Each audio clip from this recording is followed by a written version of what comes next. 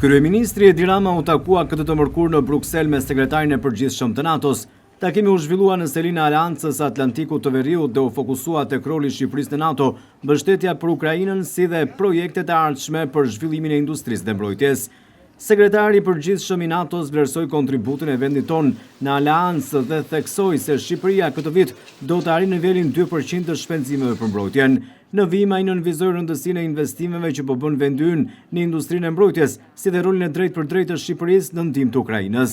Shqipëria është një aleate e palëkundur. Shqipëria do të mbërrijë 2% në shpenzimeve ushtarake këtë vit, që është një angazhim i madh. Shqipëria po zhvillon bazën e saj industriale, përfshi edhe përmes ndërmarrjeve të veta shtetërore, çka është e rëndësishme sepse na duhet një bazë më e fortë industriale në mbar NATO-n. Ju po ndihmoni shumë me Ukrainën. Për shembull, përmes komandës tonë në Wiesbaden, ku kemi një mision shqiptar, por po kështu përmes trajnimit gjyqësor për partnerët në luftime, për teknikët, kështu që po bëni shumë kur vjen fjala për Ukrainën. Dhe jashtë Shqipërisë, ju po merrni pjesë në forcat atlantike në Letoni, në Bullgari, jeni aktiv në Kosovë përmes KFOR-it, kështu që vërtet po bëni shumë më tepër për temat si thua. Në fakt ju jeni shumë i gjatë, megjithatë Shqipëria nuk është aleati më i madh ynë dhe Shqipëria po bën shumë. Dua të falenderoj shumë që jeni aleat kaq i patundur. Ju e dini që NATO-ja mund të mbështetet tek Shqipëria dhe ju e dini që gjithmonë Shqipëria mund të mbështetet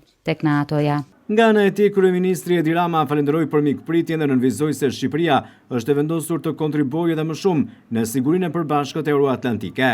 Kreu i qeverisë foli edhe për një nga projektet strategjike më të rëndësishme që vendi synon të realizojë në bashkëpunim me NATO-n, ndërtimin e një porti të ri ushtarak në Porto Romano. Jemi këtu për të rikonfirmuar gjithçka që ju thatë edhe më shumë. Duam të bëjmë më shumë. Tashmë po rinisim rilindjen e industrisë son. Jemi shumë të prirur të diskutojmë me ju punën e mëtejshme që duhet bërë për të mundur portin e ri ushtarak në Shqipëri, në Porto Romano. Dhe sigurisht jemi këtu edhe për të folur së bashku për mënyrat me të cilat mund të qasemi në programin SAFE të Bashkimit Evropian, i cili sa i takon sigurisë shkon përtej perimetrit të vendeve të BE-s dhe mund të jetë i dobishëm edhe për vendet e NATO-s në Europë. Takimi në Bruksel u mbyll me konfirmimin e dyanshëm se Shqipëria mbetet një partner i besueshëm i NATO-s, ndërsa Aleanca do të vazhdojë të jetë mbështetje e fortë për vendin tonë.